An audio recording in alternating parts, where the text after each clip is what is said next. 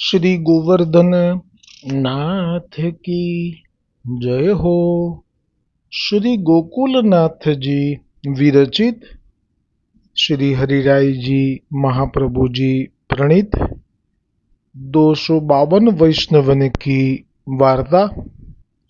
वार्ता क्रमांक 27। अब श्री गोसाई जी के सेवक माणिक चंद हरिदास बनिया को जमाई तिनकी वार्ता को भाव कहत है।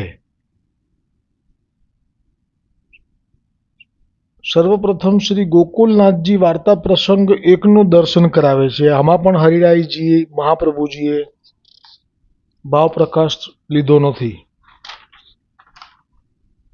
સો વહ પુરોહિત યાકો વિવાહ કરી કે ચલ્યો ગયો।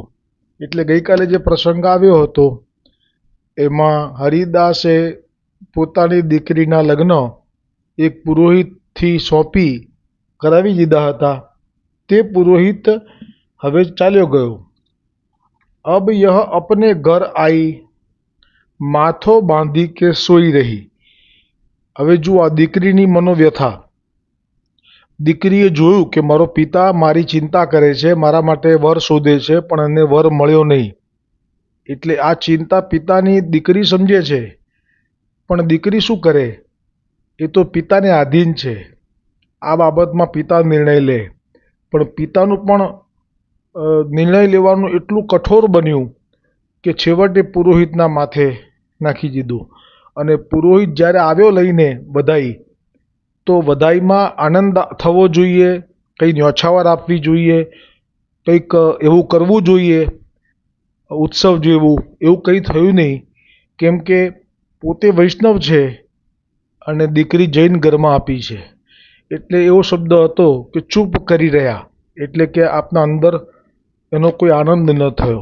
અને હવે આ તરફ શું થયું, તો જે દીકરી આવી લગ્ન કરીને રાજસ્થાનથી ગુજરાતના દ્વારકાજીના માર્ગમાં જે ગામમાં લગ્ન થયા એ ઘરમાં હવે એ દર્શન શરૂ થયું। અપને ઘર આઈ માથો બાંધી કે સોઈ રહી, घर में सगरेन को अनाचार देखी के या के मन में बहुत ही ग्लानि उपजी। આ જે છે એવું કંઈ નથી કે જૈન ઘરની વાત છે। આ કોઈ પણ ઘરમાં જે વૈષ્ણવ નથી એ કોઈ પણ ઘરમાં જ્યારે વૈષ્ણવનું કોઈ જીવ ત્યાં જાય તો એ આ વસ્તુ ત્યાં સહજ હોય। કઈ વસ્તુ, તો કે અવૈષ્ણવ જે છે, પછી જૈન હોય કે બીજો કોઈ બી હોય, ત્યાં એ લોકો માસિક ધર્મો નથી પાળતા। એટલે એ લોકો માસિક ધર્મમાં બેઠા હોય, અટકાવમાં હોય, છતાંય પણ રસોડામાં પણ જાય, બધું સામગ્રી સિદ્ધ પણ કરે અને ખાઈ પીને મોજ કરે। એમને તો એની કોઈ ચિંતા જ ના હોય, કેમ કે એમનામાં એ સ્વાભાવિક હોય। હવે આ તો વૈષ્ણવના ઘરમાંથી જાય છે, એટલે એની જે સ્થિતિ થઈ એ વર્ણન કરી રહ્યા છે શ્રી ગોકુલનાથજી। घर में सगरेन को अनाचार देखी के या के मन में बहुत ही ग्लानि उपजी और या ने अपने मन में यह निर्धार कियो जो इनको पानी हो तो पीवनो नाही। હવે જેમણે જીવનભર અહીંયા આચારથી વિચારથી વૈષ્ણવના ઘરમાં જીવ્યા હોય અને ત્યાં આવી રીતે અટકાવમાં હોય, છતાંય પણ એ લોકો પાણી પણ ભરે અને રસોઈ પણ કરે અને ખાઈ પીને આનંદ કરે અને એને જ સુખ માને, તો એ જે છે એને જોઈ ના શકી।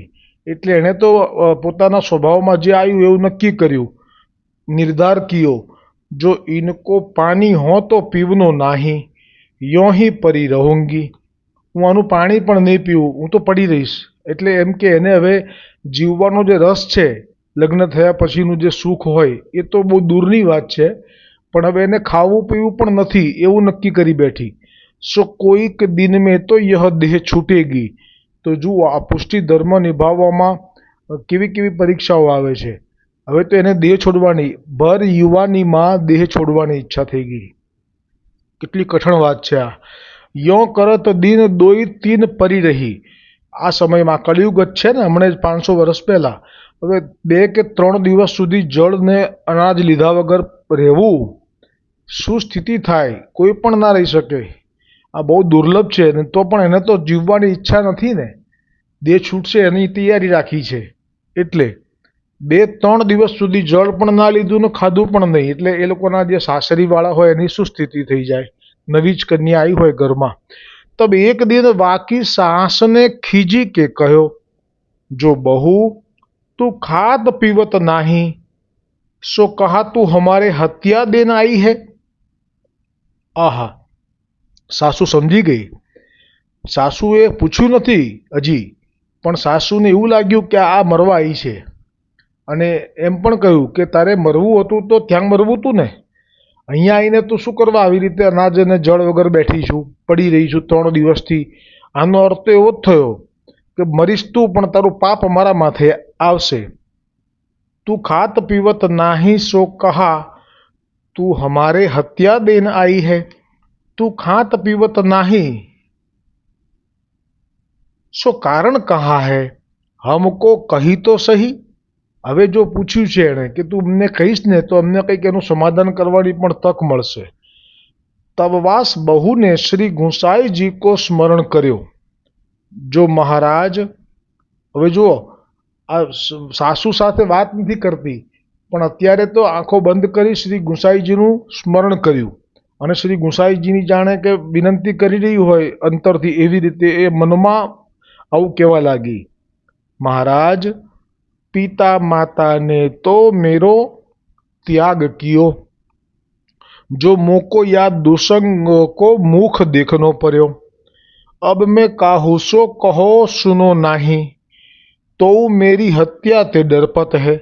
હવે જુઓ આ શું વાત થઈ શ્રી ગુંસાઈજીને કે મા બાપે તો એમ કે મારો ત્યાગ કરી દીધો, એટલે કે એમને વૈષ્ણવ મૃત્યુ ના મળ્યો તો ભલે ના મળ્યો, મને ઘરમાં રાખવી હતી તો ખરી, તો કમસે કમ હું ઘરમાં આપના સેવામાં આપના દર્શનનું સુખ તો મેળવત અને ખાઈ પીને જીવત તો પણ ચાલત.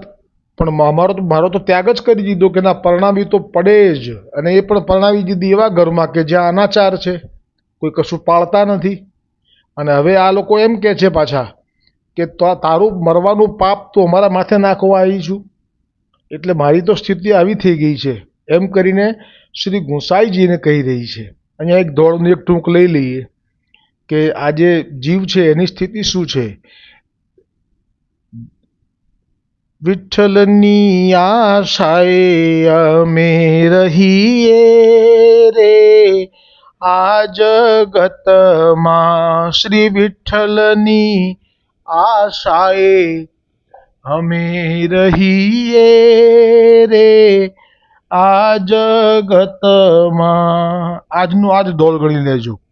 કહેવાનું બધુએ આપને કહીએ રે આ જગતમાં, કહેવાનું બધુએ આપને કહીએ રે આ જગતમાં.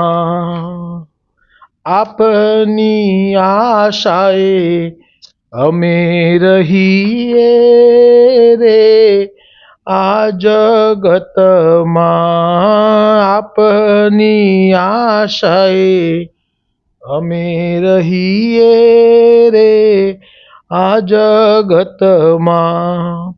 કેમ કે મા બાપે તો એમનો જે બોજો હતો એ રીતે ત્યાગ કર્યો.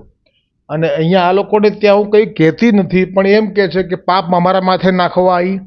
હવે તો આ શ્રી ગુંસાઈજીનું સ્મરણ કરીને એમને કહી રહી છે આ જૈન હરિદાસ બનિયાની દીકરી કે દિલડાની વાતો તો ક્યાં જઈને કહીએ, દિલડાની વાતો તો ક્યાં જઈને કહીએ, ક્યાં જઈને હૈયા ઠાલવીએ રે આ જગતમાં, ક્યાં જઈને હૈયા ઠાલવીએ રે આ જગતમાં.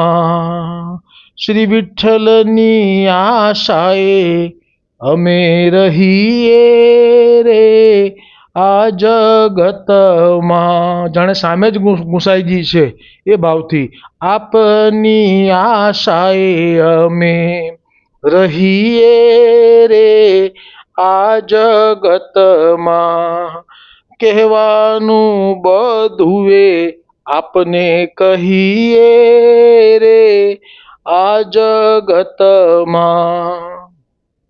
હવે આગળની ટૂંક છે એનો ભાવ છે કે આ જે દુનિયા છે એ આ પોતાની જેને સુખ માની બેઠી છે એને જે એ સુખ માને છે.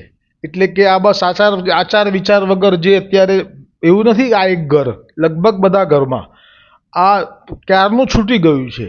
જે આપણા ધર્મોમાં પહેલાં હતું, બધાના ધર્મોમાં પહેલાં હતું કે એ જે સમય આવતો એ સમયે આપણે 4 દિવસ સુધી એને વેગરા બેસી રહેવું પડે અને પછી 5મે દિવસે સ્નાન કરીને આવે. પણ હવે તો આ લગભગ બધા ઘરમાં આવું થઈ જ ગયું છે કે ભાઈ કોઈ આવું પાળતું નથી. અને આ તો વૈષ્ણવના ઘરમાંથી ગઈ છે. હવે આની વાત જે છે એ સાચી છે, પણ આ લોકો એને એમ કહે છે કે ગાંડી, હવે આવું બધું ના હોય, તું તો દીવાની થઈ ગઈ છું, દીવાની.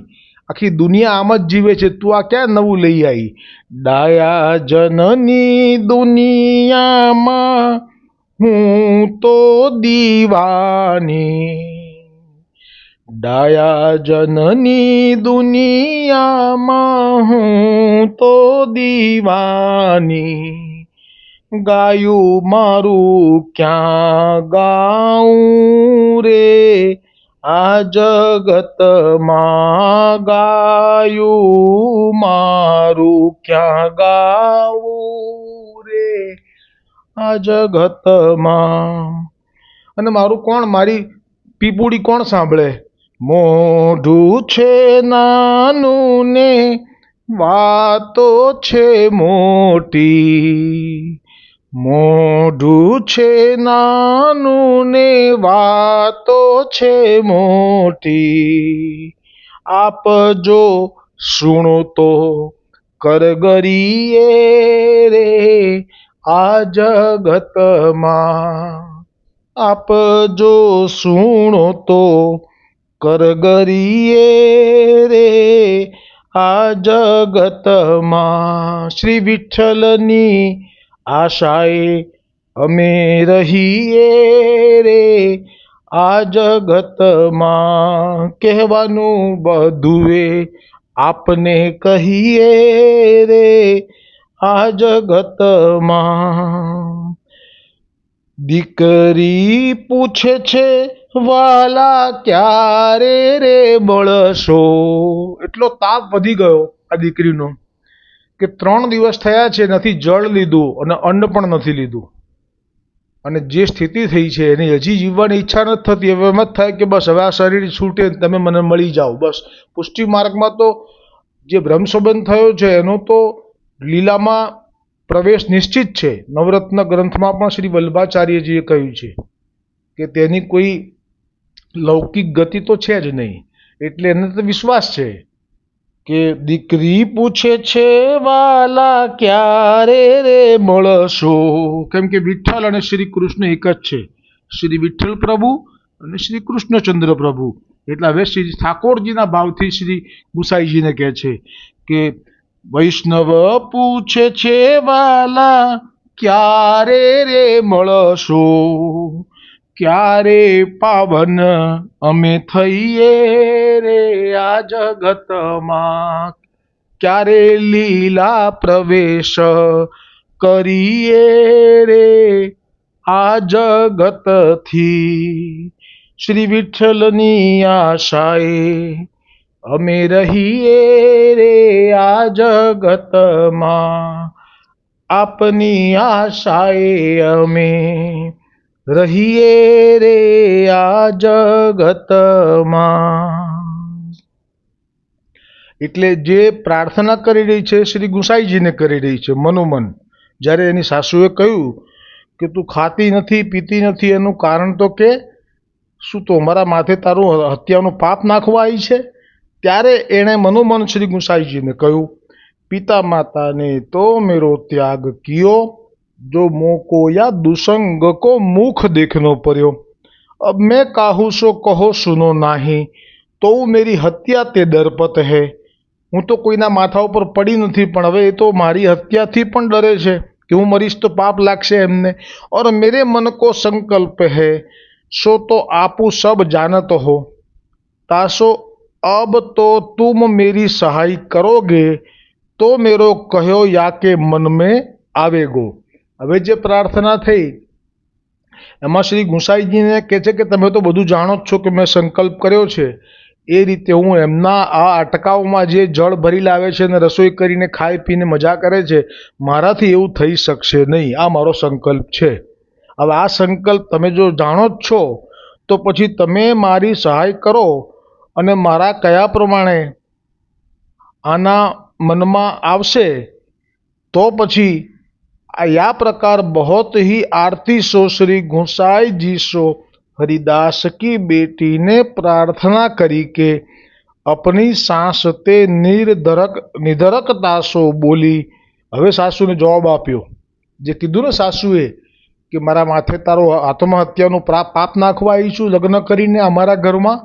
હવે અત્યાર સુધી ગુસાઈજીને પ્રાર્થના મનોમન કરી હતી, હવે એ મુખેથી બોલી, સાસુજી હું તો જબ પાनी पीऊंगी, जब अपने हाथ अपनो पानी भरी लाऊंगी।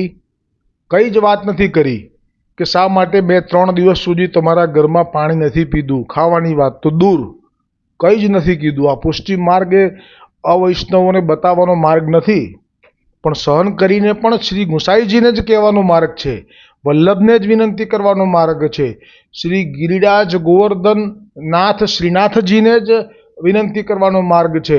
અને કંઈક માગવું હોય તો શ્રી ગોવર્ધન મહારાજ એટલે કે ગોવર્ધનજી પાસે માગવાનું આપણા માર્ગમાં નિયમ છે। અને જો હજી પણ કંઈ જોઈતું હોય વાત્સલ્ય તો એ મા યમુનાજીને પ્રાર્થના કરવાનો આ માર્ગ છે, નહીં કે કોઈને જતાવવાનો માર્ગ છે।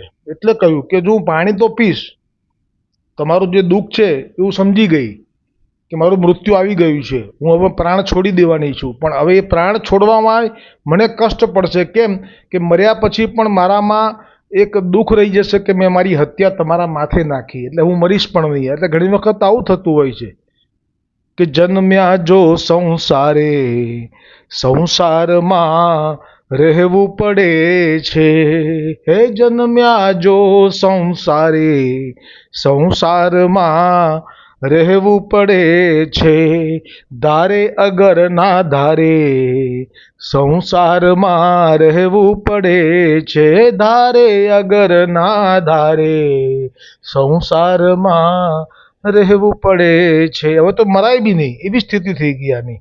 એટલે કહ્યું નિધરકતા સો બોલી જો सासू जी, तो जब पानी पीऊंगी, जब अपने हाथ अपनो पानी भरी लाऊंगी, पाछे हो ही रसोई करूंगी, वह मेरो पानी को छुए नाही, तो मेरे पानी पियो जाई, ना तरु यह मेरी हत्या मेरे पिता माता के ऊपर है। એટલે કે જો તમે મને મારા હાથે જ જળ લેવા જવા દેશો કૂવે, મારા ચોખ્ખા પાત્રમાં હું ભરીને રાખીશ અને મારા અલગ પાત્રોથી હું રસોઈ કરીશ, તો હું પાણી પણ પીશ ને ખાઈશ પણ ખરી। પણ એમ સમજી ગયા એ લોકો સાસુને એમના ઘરના બધા કે આ એવું કહેવા માગે છે કે અમે બધા અટકાવમાં હોઈએ છતાંય બધું કરીએ છીએ, એ એને કદાચ એને નહીં ફાવતું હોય, કંઈક કારણ હશે એની પાછળ, એ લોકોને શું ખબર પડે પુષ્ટિ માર્ગના આચાર વિચારની। અને કે નાયતરું મેરી હત્યા, અને છતાંય જો તમે મને ના પાડશો કે ના અમારા ઘરમાં એવું નહીં થઈ શકે, આ તો અમારું ઘર છે, તું તો પારકી છું, તો તું કેમ અમારે થોડું કરવાનું, તો પછી એક વાત નિશ્ચિત છે કે હું જરૂર મારું મૃત્યુ થશે, હું તમારા હાથનું તો જળ નથી જ લેવાની। અને હા તમારી જે ચિંતા છે કે તમારા માથે મારી હત્યા આવશે, તો એ ચિંતા કાઢી નાખો, આ હત્યા મારા મા બાપના માથે જશે, કારણ કે મારા મા બાપે મારો ત્યાગ કર્યો છે। કેટલું વૈષ્ણવનું હૃદય જુઓ કેટલું કોમળ છે, એ લોકોના માથે હત્યા આવશે એ દુઃખનું પણ નિવારણ કરી દીધું, પણ મરવા તૈયાર છે पुष्टि मार्ग पुष्टि धर्म ने निभाववा।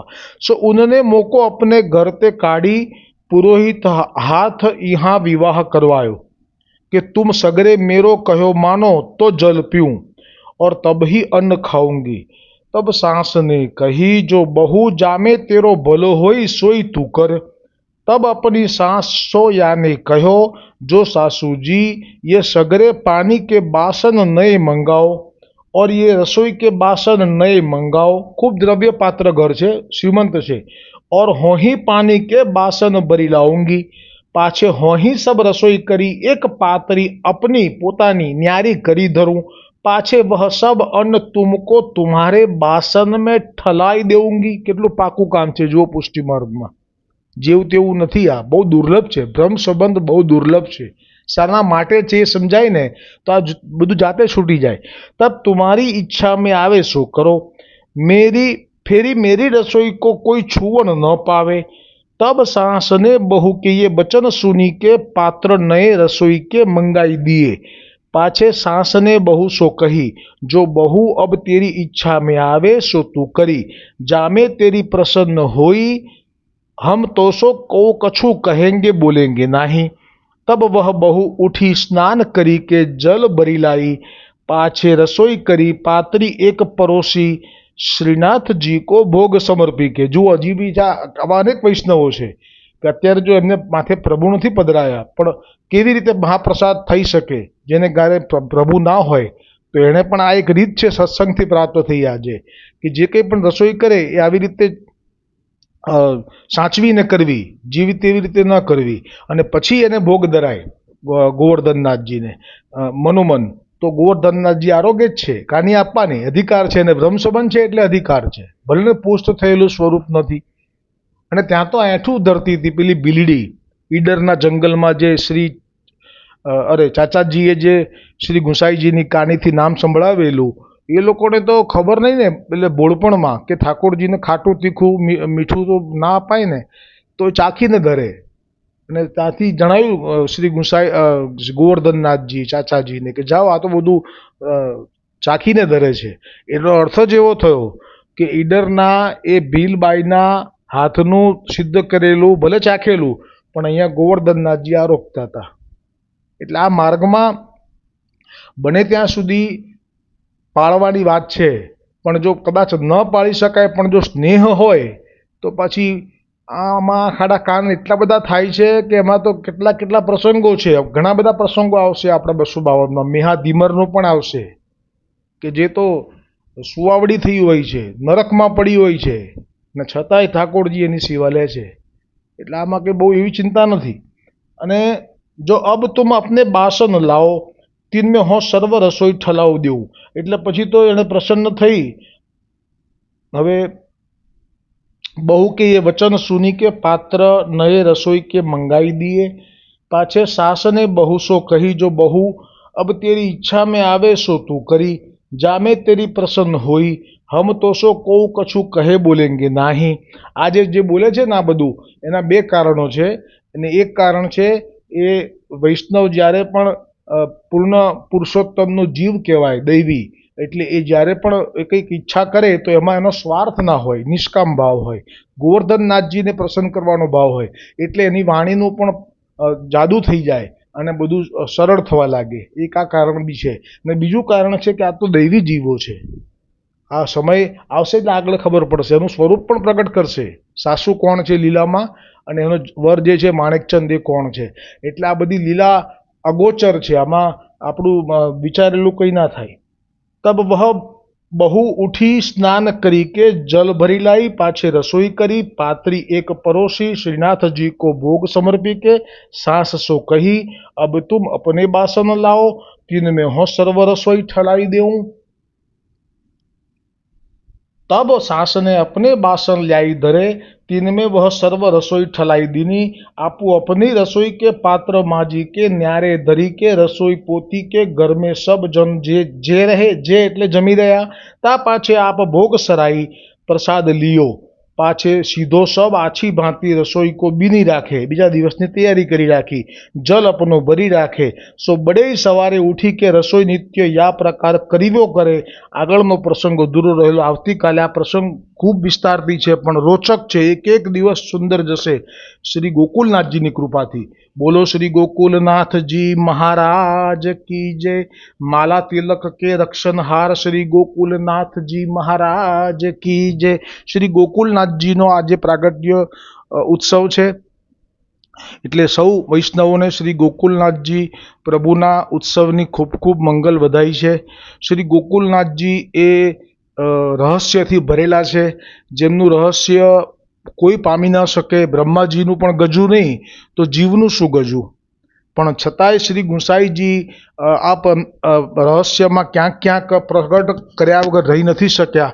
એ એમની એ સ્નેહની રીતિ બતાવે છે આપની શ્રી ગુંસાઈજીની. સૌથી પ્રથમ તો શ્રી ગુંસાઈજીએ આ સ્વરૂપને ઢાંકી રાખવાનું હતું, પણ ખુલ્લું કરી દીધું કે જ્યારે નામ પાડવાનું આવ્યું. શ્રી ગુંસાઈજીએ આપનું નામ રાખ્યું છે શ્રી વલ્લભ. આપ સૌ કોઈને જેમણે જાણ્યું હશે એમને તો ખબર જ હશે, પણ જે આજે ન જાણ્યું હોય તો જાણી લેજો. જે મહાપ્રભુજી વલ્ભાચાર્યજીના આત્મજ શ્રી ગુંસાઈજી છે એમને 7 લાલન છે. આ 7 લાલનના જે નામ પાડ્યા છે આપે, એ આપે પાડ્યા છે. જેમ કે ગિરધરજી, ગોવિંદજી, બાલકૃષ્ણજી અને વલ્લભ, આવું નામ પાડ્યું છે. આપણે શું જાણીએ છીએ? ગોકુલનાથ. પણ નામ શું છે વાસ્તવમાં? ઘરમાં શું કહીને બોલાવતા શ્રી ગુંસાઈજી? શ્રી વલ્લભ, આવું કહેતા. એટલે આ જે લીલા છે એ સમજાય નહીં. પછી બાલકૃષ્ણજી, ગોકુલનાથજી, યદુનાથજી, રઘુનાથજી અને ઘનશ્યામજી. પણ એમાં ગોકુલનાથજી નામ ઘરમાં નથી, ત્યાં શ્રી વલ્લભ છે. એટલે હવે હું કંઈ બધામાં ચોખવટ ન કરી શકું. જેમ શ્રી ગુંસાઈ, જેમ શ્રી ગોકુલનાથજી જ નથી ઈચ્છતા કે અમારું કંઈ ચિત્રજી પણ બહાર પડે, કે અમારા ચરિત્રો બહાર પડે, આવું શ્રી ગોકુલનાથજી નથી ઈચ્છતા. એટલે તો એમનું ચિત્રજી પણ તમે શોધ્યું નહીં જડે, અને એમનું બહુ પરિચય પણ બહુ નહીં મળે, કારણ કે આપનું સ્વરૂપ જ એવું છે. એટલે તો પેલા વૈષ્ણવે પૂછ્યું હતું શ્રી ગુંસાઈજીને, જે જઈ રહ્યા હતા માર્ગમાં જગન્નાથજી તરફ, તો એના મુખમાંથી નીકળી ગયું કે શું આ ગોકુલનાથજી એ ઈશ્વર છે? આ લોકો બધા એ ચર્ચા બહુ કરે છે કે શ્રી ગોકુલનાથજી તો ઈશ્વર છે. ત્યારે શ્રી ગુંસાઈજી હવે તો અવસર મળ્યો કંઈક કહેવાનો, બાકી તો આપ ક્યાં કશું બોલ્યા જ છે, મૌન રાખ્યું છે ને. એટલે આપ પછી બોલ્યા કે હા એ તો એવા જ છે. એમ ના કીધું કશું, નાય ના કીધું ને હાય ના કીધું, હા એ તો એવા જ છે એમ કહી દીધું. તો શા માટે આપે વલ્લભ નામ ધર્યું હતું? એટલે હું કંઈ ઈશારો જ કરીશ આપને. સમજાય તો વંદન, ના સમજાય તો પણ આપણે તો પવિત્ર થઈ જ રહ્યા છીએ અત્યારે શ્રી ગોકુલનાથજીનું સ્મરણ કરીને. આપે નામ રાખ્યું હતું શ્રી વલ્લભ. પછી આ જે ગોકુલનાથજી નામ છે, પેલી કૃષ્ણદાસીની હતી ને, એણે ઈચ્છા કરી તો એમાં બી ગોકુલનાથજીની જ પ્રેરણા ગણવી કે પ્રગટ થતાં પહેલાં જ આપે આપનું નામ બદલી કાઢ્યું. અને એમણે કીધું કે ગોકુલનાથજી નામ રાખવું. તો એટલે પછી વલ્લભનું નામ એ ભલે હતું, પણ બહાર બધે ગોકુલનાથજી તરીકે પ્રચલિત થયા. એક આ વાત છે. પછી આપે રહી ના શકાયું, એટલે આપે જે આપણું સામર્થ્ય પ્રગટ કર્યું એ આવું હતું કે શ્રી ગુંસાઈજીનું લીલામાં પ્રવેશ કરવું અને એક જીવને કલ્પાંત થવું આ લીલા પ્રવેશ પછી. અને શ્રી ગોકુલમાં એ રડતો રડતો એ વૈષ્ણવ આવ્યો, અને શ્રી ગોકુલનાથજીએ આપે સ્વયં જ શ્રી ગુંસાઈજીનું સ્વરૂપ પ્રગટ કરી એને દર્શન આપી અને વિરહ શાંત કરી દીધો. આ છે શ્રી ગોકુલનાથજી. હજી પણ સમજાય એવું નથી કોઈનાથી, મારા તમારાથી, પણ આ છે એ હકીકત છે કે શ્રી, આપણે હું તમને દાખલો આપું તો જટ સમજાશે.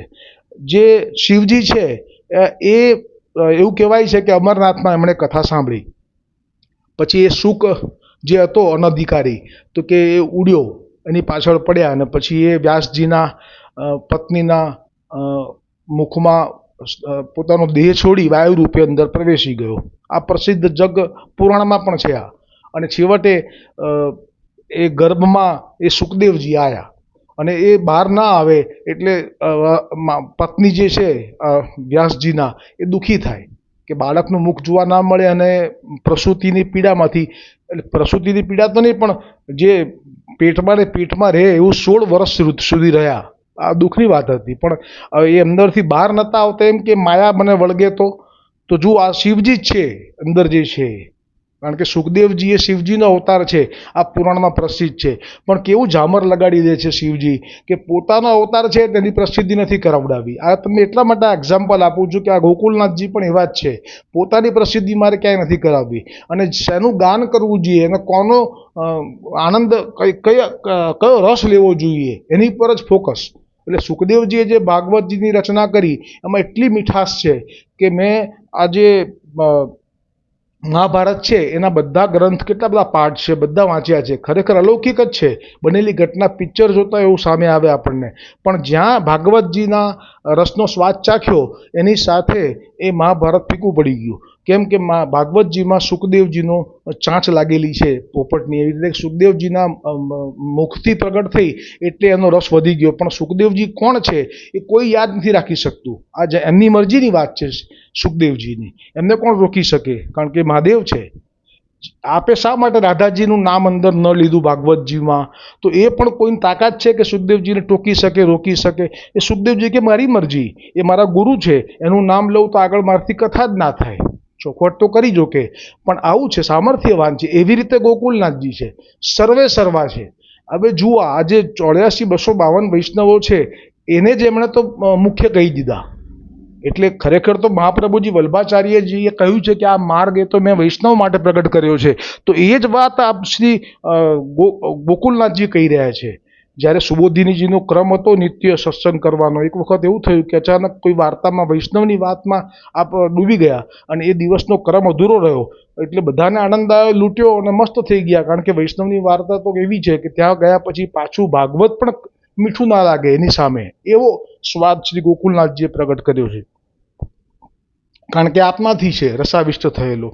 હવે જે વૈષ્ણવ હતો એને થયું કે આ ક્રમ પ્રમાણે આજે જ કેમ સુબોધિનીજી તો લીધી નહીં, આજે તો અધૂરો રહ્યો સત્સંગ.